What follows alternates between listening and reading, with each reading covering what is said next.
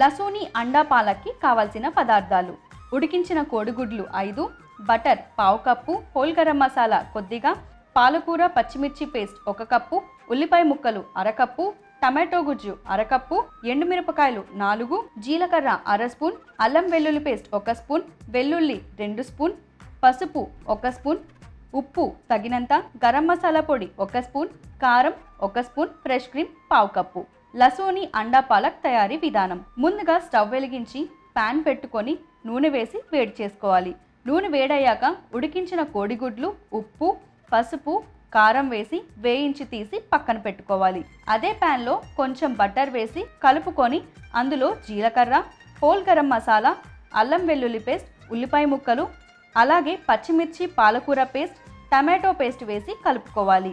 తరువాత పసుపు, కారం, రుచికి సరిపడా ఉప్పు, గరం మసాలా, అలాగే ముందుగా వేయించి పెట్టుకున్న కోడిగుడ్లు, ఫ్రెష్ క్రీమ్ వేసి కలుపుకొని మూత పెట్టి కాసేపు ఉడికించుకోవాలి. మరోవైపు స్టవ్ వెలిగించి పాన్ పెట్టుకొని అందులో కొద్దిగా నూనె వేసి నూనె వేడయ్యాక జీలకర్ర, వెల్లుల్లి రెబ్బలు, ఎండుమిరపకాయలు వేసి కలిపి ఈ పోపు మిశ్రమాన్ని ఉడుకుతున్న కోడిగుడ్ల మిశ్రమంలో వేసి కలుపుకొని స్టవ్ ఆపి సర్వింగ్ బౌల్లోకి తీసుకుంటే లసూని అండా పాలక్ రెడీ.